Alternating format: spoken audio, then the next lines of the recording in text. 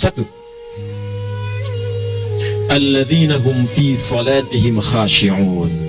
Syarat pertama, kalau ingin mendapatkan surga Firdaus tadi dan kebahagiaannya diturunkan ke bumi, dibawa sampai mati, masuk ke alam kubur lebih bahagia lagi, maka amalan pertama untuk melatih menguatkan iman itu, coba berlatih untuk menunaikan sholat dengan khusyuk.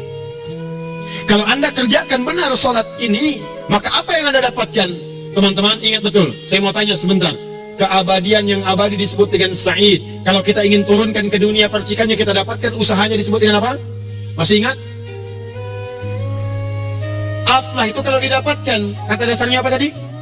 Falahun. Lihat baik-baik. Kata Allah dalam Al-Quran tadi, kalau ingin mendapatkan falahun, amalan pertama sholat. Makanya ketika dipanggil sholat, kalimat falah dilekatkan pada panggilan sholat. 5 kali diingatkan. Begitu muadzin kemudian azan memanggil Anda, hayya 'alas shalah. Anda bertanya, ya Allah kenapa kami mesti sholat? Dijawab, hayya 'alal falah. Yuk, pagi yuk. Yang sejati datang sini. Belum dapat sujud, belum dapat ruku, saya berikan. Makanya ketika orang sholatnya benar, dia akan mendapatkan 5 keutamaan. Saat di dunia nih, belum ke akhirat, 5 keutamaan yang tidak diberikan pada orang yang tidak sholat. Atau orang sholat tapi sholatnya nggak khusyuk. Sebab syarat mendapatkannya khusyuk. Alladzina hum fi sholatihim khasyi'un. Bukan alladzina hum fi sholatihim saja, tapi ada kalimat khasyi'un. Artinya yang tidak khusyuk saja nggak akan dapat, apalagi yang nggak sholat. Apa yang 5 ini? Lihat baik-baik. 1, orang yang sholatnya benar, pertama kali sebelum mendapatkan kebahagiaan hakiki dari Allah Subhanahu wa Ta'ala, akan dirubah dulu perilaku hidupnya menjadi perilaku yang lebih baik. Kalau orang itu sholatnya benar, maka sholat itu akan melatih dia untuk berubah, bertransformasi jadi orang baik. Itu ada di Quran surah ke-29 ayat ke-45. Innas sholata tanha 'anil fahsya'i wal munkar. Sumber keburukan cuma 2, kalau bukan fahsya itu munkar.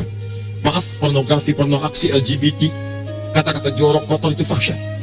Di orang sholat kata Allah, mustahil berkata-kata kotor. Orang sholat tidak akan pernah mencela. Orang sholat tidak punya kata-kata jorok. Jika ada sekarang orang yang sholat senang mencela orang lain, itu berarti ada masalah dalam sholatnya. Dan dia belum dijamin sebagai ahli surga terbaik. Dan hidupnya nggak bahagia. Nggak bahagia. Aneh nih. Sholat tapi senang celah orang. Aneh. Aneh.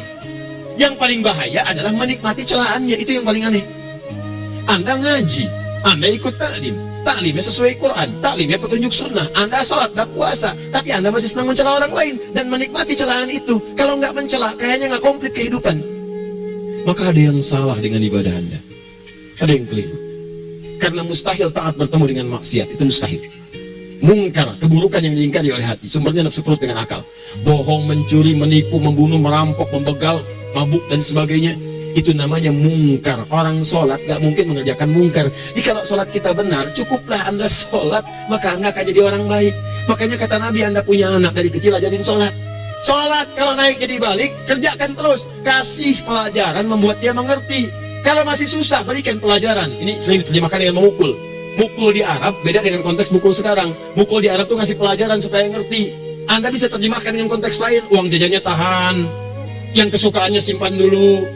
Bisa dengan konteks kekinian. Tapi poinnya, kenapa anak Anda dari kecil ajarin sholat, sampai kenalkan dengan masjid, ajari 3 tahun bawa ke masjid, kenalkan dengan masjid. Gak ada masalah lari-lari itu sebelum waktu sholat. Kenalkan dulu. Dulu orang-orang tuh begitu, sebelum waktunya dikenalkan, jalan, begitu lari, biarin dulu. Setelah itu diberi pengertian. Nah, ini bukan tempat berlari, yang berlari di sana nanti, yang di sini nanti akan ada orang-orang baik semuanya. Terus Anda lihat berbaris, baris rapi. Kalau pengen baik, ikutan baris nanti. Terus nanti ada yang mimpin di depan, namanya imam. Imam itu siapa ya? Tetangga kita bukan yang Pak Imam, bukan. Bukan. Nah, kalau tetangga kita namanya Imam S. Arifin. Kalau yang ini imam sholat namanya. Imam sholat itu nanti akan pimpin menyembah Allah. Allah siapa ya? Allah itulah yang memberikan ayah rizki. Allah itu yang memberikan ayah rizki sehingga bisa beli tobot buat kakak, beli robokar poli, ini yang embers, ini yang heli, ini dulu kakak semuanya tuh yang kasih Allah. Nanti kalau kakak bagus bisa ikut rapi di sini, Allah akan senang, akan ditambah lagi oleh Allah. Oh begitu ya, datang begitu caranya. Ini bukannya waktu sholat belum dikenali tadi bawahnya main-main di masjid. Bahkan ada yang agak repot lagi, di rumahnya susah diatur, dibilang, kamu ini susah diatur, main sana ke masjid, disuruh main, ya main di masjid. Yang salah bukan anaknya, orang tuanya. Apa rahasianya anak itu disuruh ke masjid, suruh sholat? Rahasianya, begitu anak itu sholat dengan baik, maka dia akan tumbuh jadi anak baik di kemudian hari. Itu maksudnya. Nah, sekarang saya agak bingung ini, pendidikan TK sekarang salah sih? Enggak, cuma saya agak bingung mikirnya. Ini anak belum diajarin sholat, udah diajarin manasik. Itu bagaimana cara berpikirnya Ferguson? Agak repot saya mikirnya tuh. Ya, walaupun salah sih enggak, cuma saya bingung gitu. Kenapa nggak dikerjakan tahap yang pertama dulu? Tangga itu kan berurutan, nggak bisa Anda lompat langsung ke 5. Kan 1, 2 belum terlewati. Jelas ya? Ini gambarannya sholat nih. 1 pasti baik. Jadi kalau sekarang sholat, lisan belum baik, mata belum baik, sampai ke kaki, berarti ada yang salah sholatnya tuh. Ada yang nggak tepat. Tangan sembarangan, snack orang ambil. Jelas.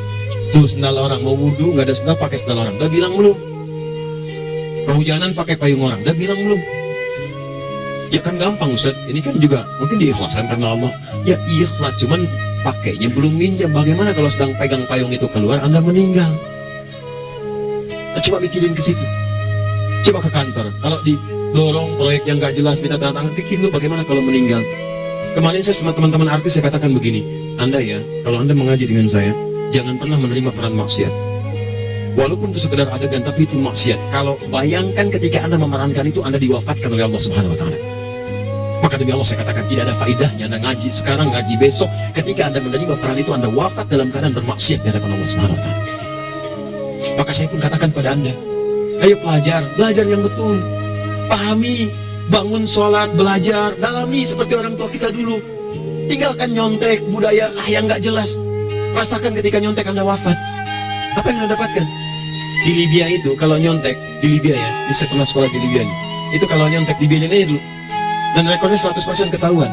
Begitu sudah selesai, cuma jeda 2 jam, langsung ada panggilan. Si Fulan silahkan datang ke kantor. Apa yang disediakan di kantor sudah siap. Anda diberi waktu 2 jam dari sekarang, siapkan beres-beres koper Anda. Di sini sudah tertulis Anda akan pulang. Tiketnya sudah lengkap, dikawal 2 orang. Dituliskan di situ anak ini nyontek, gak boleh kembali ke sini. Itu dia. Gak ada zero tolerance bagi yang seperti itu. Keluar. Kami gak terima di sini. Harusnya begitu. Gak ada faedahnya. Yang kita butuhkan amalan dari ilmu, bukan nilai-nilai itu sementara. Gak ada. Sudah. Nah ini akhirnya begini kualitasnya nih. Tertulis di ijazahnya bagus, kumlot, IPK-nya 4, tapi nggak ada aplikasinya. Yang pintar banyak, kita butuh yang baik, pintar yang baik. Sekarang yang pintar banyak, kepintarannya dipakai untuk nipu orang. Itu yang bahaya. Ahli hukum banyak yang dihukum. Ahli ekonomi tidak bisa mengangkat perekonomian. Apa yang salah? Apa yang salah? Ini yang jadi persoalan. Tapi dasar manusia begitu di sidang mulai pakai peci, pakai baju koko, pakai tasbih, dan pakai kerudung. Luar biasa. Nih, 2. Orang kalau sholatnya benar, Allah akan berikan ketenangan dalam jiwanya. Tenang hati.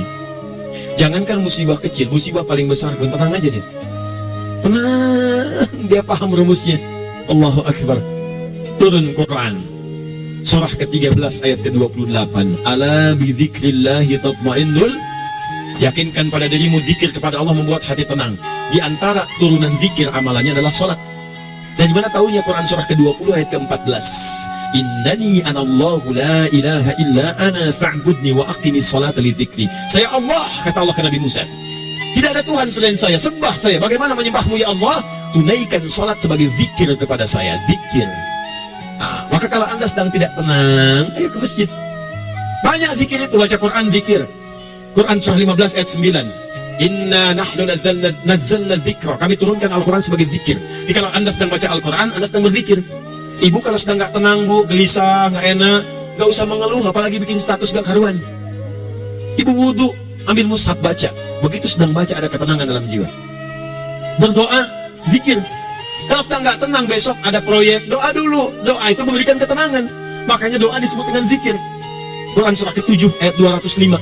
Wadhkur rabbaka fi nafsika tadarruan wa khifatan wa dunal jahri minal qaul. Ayo berzikir, minta kepada Allah dengan segenap jiwamu, mohon dengan penuh ketawaduan. nanti ketenangan diberikan. Menghafal Quran, baca itu zikir. Quran surah ke-54 ayat 17, 22, 32, 40. Walaqad yassarnal Qur'ana lidzikri fahal min mudzakir. Menyebut nama Allah alat manusia itu zikir. Sedang ada persoalan, ya Allah, ya Allah, ya Allah, ya Rahman, ya Rahim, ya Malik, ya Kudus, ya Allah, ya Allah, ya Allah, ya Allah. Zikir. Dalilnya Quran surah kedua ayat 152. Fadhkuruni azkurkum. Sebut namaku, zikir, aku pun akan mengingatmu. Gimana menyebutnya? Ditafsir di Quran surah 17. Ayat keberapa? 110. Qul Allah awit Rahman ayyamma tad'u falahul asmaul husna. Sebut nama Allah. Itu menenangkan pada jiwa. Sedangkan sholat gabungan dari semua zikir tadi. Bukankah dalam sholat Anda baca Al-Quran? Bukankah dalam sholat Anda menghafal Al-Quran? Bukankah dalam sholat Anda berdoa? Bukankah dalam sholat Anda istighfar? Anda mohon digabungkan semua itu. Amalan sholat menggabungkan semua jenis zikir. Masa Anda nggak tenang juga? Makanya sholat, jangankan sholat ya, tempat sholat itu yang menenangkan. Tempat sholat, tempat paling tenang di muka bumi. Kalau nggak percaya silahkan ya, Anda sebelum masuk ke Istiqomah ini, begitu Anda masuk kan perasaannya beda kan? Lain. Silahkan cek, kalau cari ketenangan datang ke masjid. Masuk, wudhu masuk, sholat 2 rakaat tenang. Dekat kipas angin, saking tenangnya, ngantuk tidur. Tenangan. Enak. Makanya saat Ramadan kalau orang pengen cari ketenangan, lihat di perusahaan-perusahaan penuh tuh musola pada tidur ya, mengamalkan hadis palsu. Ya, dia musoim ibadah, tidurnya orang puasa ibadah, hadis palsu. Itu teman-teman, itu gambarannya. Tiga orang yang salatnya khusyuk benar, itu dijamin langsung oleh Allah Subhanahu wa Ta'ala akan dimudahkan semua urusan hidupnya, termasuk rezekinya. Itu yang saya katakan. Jadi saya katakan tadi, di akhirat ini, di surga, rezeki tinggal ngambil. Anda kalau benar sholatnya, itu langsung dijanjikan oleh Allah. Rezeki itu nggak perlu Anda banyak pikirkan. Ikhtiar sedikit, datang. Bahkan dari sisi yang tidak Anda duga. Apa dalilnya? Quran surah ke-65 ayat 2 dan 3. Ditafsir di Al-Baqarah ayat 2 dan 3. Wa may yattaqillaha yaj'al lahu makhraja. Ada orang yang meningkatkan takwanya kepada Allah, kami mudahkan urusan hidupnya. Setiap persoalannya diberikan jalan keluar, mudah. Solusi. Setiap ada problematika, ada solusi. Wa yarzuqhu min haitsu la yahtasib. Dan kalau dia ingin mendapatkan rezeki, bahkan kami kirimkan dari sisi yang tidak dia duga. Orang lain capek ini datang lagi, tawaran proyek datang lagi. Utsman tuh Masya Allah, kayanya banyak, tapi yang paling dirindukan bukan saat mendapatkan peningkatan omsetnya, yaitu saat dia mendapatkan waktu khusus dengan Allah untuk sholat. Malam hari, sampai-sampainya sempat sholat tahajud sampai khatam Al-Quran. Abdurrahman bin Auf demikian, Tamim Ad-Dari demikian. Sholat karena tahu sholat itu meningkatkan rezeki. Karena tahu kuncinya ada di situ, Allah yang punya rezeki. Disebut dengan Razak, pemilik rezeki. Maka saya harus punya hubungan dekat dengan Allah. Kalau sudah punya hubungan dekat, mau apa aja gampang. Belum minta, udah diperhatikan. Silahkan cek, Anda punya hubungan baik dengan bos Anda di kantor. Dia sebelum Anda minta, beliau udah pikirin tuh. Telepon bendahara. Dia udah ngambil belum gajinya? Belum Pak, tambahkan bonus sekian. Kenapa? Karena dia mengawasi Anda. Allah maha tahu dibandingkan dengan bos Anda. Mendekat kepada Allah, semua diperhatikan oleh Allah. Siapa orang takwa itu? Kalimat takwa pertama di Al-Quran Al-Baqarah ayat 2, amalannya ayat 3. Dzalikal kitabu la raiba fihi hudal lil. Siapa mutakin itu? Ayat 3-nya. Alladzina yu'minuna bil ghaib wa yuqimunas shalah. Di gampang, kalau pengen mudah hidupnya gampang. Biaya nggak mahal, tenaga nggak banyak, tingkatkan takwa. Nih, kalau hidup Anda masih susah, di kantor champion, di rumah tangga bermasalah terus, atau sebaliknya, maka boleh jadi kalau gelar Anda tinggi, harta Anda banyak, tapi selalu punya masalah. Bukan Anda kurang hebat, bukan Anda kurang kedudukan, bukan Anda kurang kaya, Anda kurang takwa. Dan yang paling dahsyat, mungkin sholat Anda belum berkualitas. Orang yang sholatnya benar, khusyuk dia, bahkan saat sholat itu kalau dia minta, maka seketika doanya akan dikabulkan. Tanpa diskusi, langsung seketika. Contoh, Quran surah ketiga ayat 38-39. Demi Allah saya katakan, Nabi Zakaria punya masalahnya pelik. Sudah berumah tangga, istrinya divonis menopause, maaf bahkan mandul. Gak mungkin punya keturunan. Maka apa yang beliau kerjakan? Secara singkat beliau sholat. Begitu sholat minta kepada Allah. Hunalika da'a Zakaria rabbah. Di mihrab itu beliau bermohon kepada Allah. Bermohonnya sambil sholat. Qala rabbi habli min ladunka dzurriyyatan thayyibah innaka sami'ud du'a. Ya Allah, mereka katakan saya nggak mungkin punya keturunan.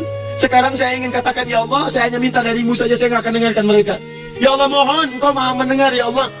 Maha mendengar doa saya. Kalau kepada yang maha mendengar aja nggak mengabulkan, kepada siapa lagi saya mesti minta?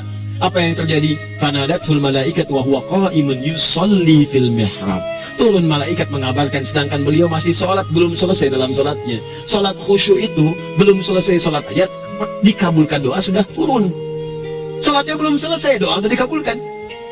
Annallaha yubashshiruka bi Yahya. Allah kasih kabar gembira, doa kamu didengar, dikabulkan, kamu akan punya anak, namanya langsung dari Allah Yahya, artinya hidup yang mustahil menurut manusia. Lahir seorang dari rahim perempuan yang melupus dan mandul, bayi yang hidup, kata Allah nggak ada yang mustahil bagiku, jadi dia. Berita baiknya, Nabi Zakaria sholat dikabulkan. Umat Nabi Muhammad sebelum sholat sudah ditunggu oleh Allah, mau minta apa, aku kabulkan sekarang. Hadisnya qudsi, saya bacakan. Hadatsana qala Rasulullah sallallahu alaihi wasallam, qala Allah azza wa jalla, qasamtu shalah baini wa baina abdi. Kata Allah, saya bagi dua ya, salat antara aku dengan hambaku. Wali abdi ma sa'ala. Kalau hambaku benar salatnya, aku berikan apapun yang dia minta sekarang. Idza qala al-abdu alhamdulillahi rabbil alamin. Bagian pertama, kalau hamba benar dibaca Al-Fatihahnya dari alhamdulillahi rabbil alamin, kalau Allah azza wa jalla dijawab oleh Allah, hamadani abdi, hambaku sedang memujiku. Wa idza qala ar-rahmanir rahim, jika hambaku berkata ar-rahmanir rahim, kalau Allah azza wa jalla asna alayya abdi, hambaku sedang menyanjungku. Wa idza qala maliki yaumiddin, kalau Allah azza wa jalla majjadani abdi, kalau hambaku mengatakan maliki yaumiddin, kata Allah, hambaku sedang mengagungkanku. Perhatikan sekarang. Wa idza qala al-'abdu iyyaka na'budu wa iyyaka nasta'in, jika hambaku berkata sekarang, ya Allah, kami sekarang ibadah, sholat menyembahmu, dan kami sekarang sedang punya masalah, kami hanya minta tolong kepadamu ya Rabb. Apa jawabannya?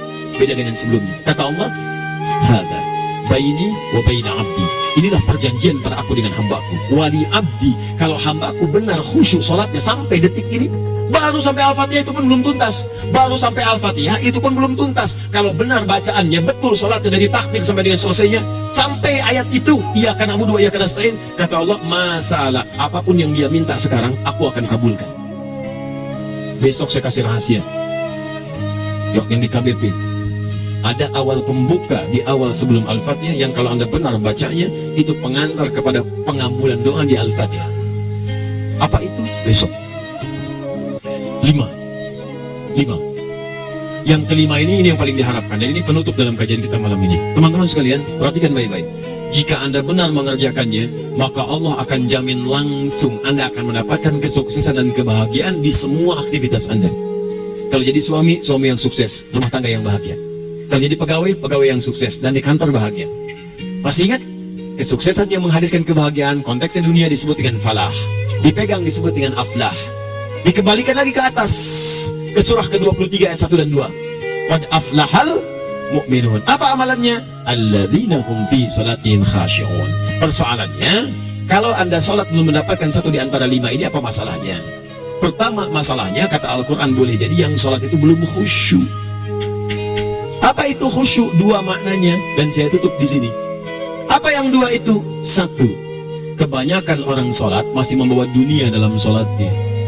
Makanya kalau pengen khusyuk, kata Allah, maka Anda rasakan akan bertemu Allah. Rumusnya Quran surah kedua ayat 45-46.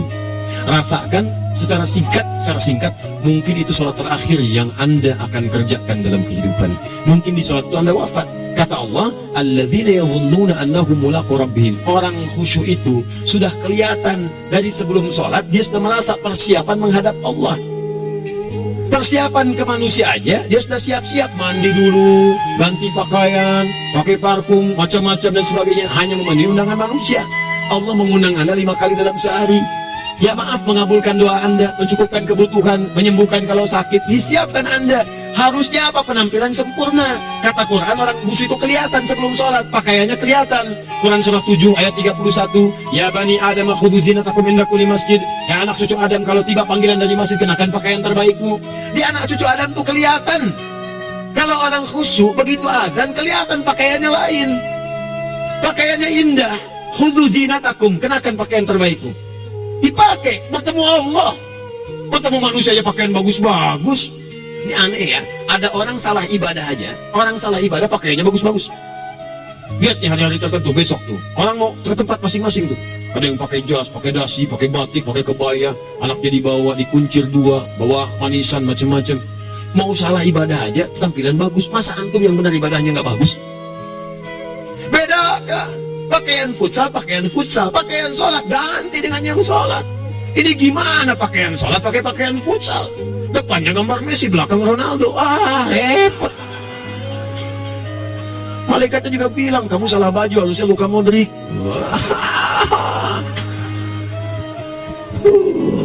Apalah saya. Ayo mau tanya apa? Mourinho dipecat saya tahu. Lagi nganggur sekarang, ditawarin Benfica dia nggak terima. Sekarang dia komentar di beIN Sport. Nanti sebentar lagi dia akan komentar di laga Saudi dengan Qatar dan komentar laga Arsenal dengan Ipswich. Digantikan oleh Solskjaer. Dia super sub dulu. Ya, super sub. Ya, the baby assassin, ya pembunuh yang berwajah baby face. Masuk di akhir-akhir, gol. Sekarang melatih dia 5 kali kemenangan, belum kalah sama sekali. Saya hafal itu. Tapi masih di urutan ke-6. Tapi jaraknya ke yang keempat itu tinggal 3 poin lagi. Hafal saya, Liverpool tahu cuma 4 poin sekarang bedanya, kemarin 7 kalah 2-1 sama Manchester City. Walaupun banyak analisis yang menyebutkan mungkin itu dibelikan saja gitu kan, karena ada yang lain-lain. Hafal kedua Manchester City. Hafal saya. Ayo mau tanya apa lagi? Tottenham Hotspur ke bawahnya, ada Chelsea, ada Arsenal, baru kemudian Manchester United. Liga Italia, wah udah gak kekejar Juventus.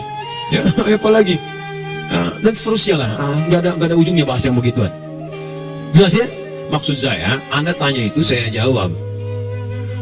Tapi tidak menghilangkan ibadah kita yang lain. Dan apa ruginya? Ya tahajud dah. Apa yang bisa dikerjakan besok, lihat besok. Ya kan tahajud kan bisa besok. Ada orang tahajud jam 10 pagi? Gak ada. Lebih baik Anda kerjakan malam tahajud. Yang tidak bisa dilihat malam, bisa dilihat besok. Cara berpikirnya bagaimana kalau besok meninggal? Gak kesampaian teman-teman sekalian. Gak kesampaian. Nah maka dari itu, Anda kalau mau ada panggilan sholat, siap-siap baju yang bagus. Terus sempurnakan. Anda panggilan orang mandi, panggilan Allah. Buka Quran surah 5 ayat 6. Sempurnakan wudhu. Ya ayyuhalladzina amanu idza qumtum ila shalah faghsilu wujuhakum. Wudhu yang baik. Berpakaian yang rapi. Kenapa? Karena boleh jadi saat dipanggil Anda wafat saat itu. Maka wafat Anda dalam keadaan yang suci, dengan keadaan tobat, dengan pakaian terindah pada saat itu. Yang kedua, maaf, orang-orang kurang khusyuk itu saya tutup. Yang kedua itu karena kebanyakan orang sholat tidak paham, tidak mengerti apa yang dibaca dan dilakukan dalam sholatnya. Jujur pada diri sendiri, jawab pada diri Anda. Sampai sekarang Anda sholat, berapa persen bacaan sholat yang Anda pahami? Jangan-jangan selama ini Anda sholat ribuan kali sujud, ribuan kali ruku, gak ada yang paham yang dibaca. Sekian persen yang paham, bagaimana sholat Anda bisa khusyuk? Pekerjaan Anda dipahami, urusan akhirat Anda nggak dipahami. Gimana cara berpikirnya?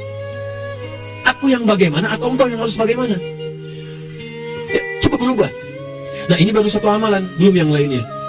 Ada 5 amalan lagi yang kalau kita bisa turunkan itu, selain sholat yang khusyuk, maka jaminan tadi akan datang. Baru sholat khusyuk aja 5 datang, apalagi ditambah dengan 5 amalan lainnya lagi. Demi Allah saya katakan, dunia kecil sekali, gak ada nilainya. Akhirat aja enak. Nikmat. Saya ketemu Ustaz Arifin beberapa waktu lalu, dan kita doakan semoga Allah berikan kesembuhan, kesehatan. Saya datang, biasa kita adamin berdoa, duduk. Bang istirahat, Bang butuh istirahat, umat udah nunggu. Dah, gak usah bikin yang lain, karena beliau cerita masjid, cerita zikro, cerita lagi. Insya Allah, ditipin ini, ditipin itu, dan seterusnya.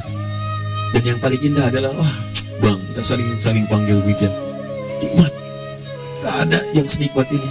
Zikir, Allah, doa. Nah bayangkan, sakit tapi masih nikmat gitu. Nikmat.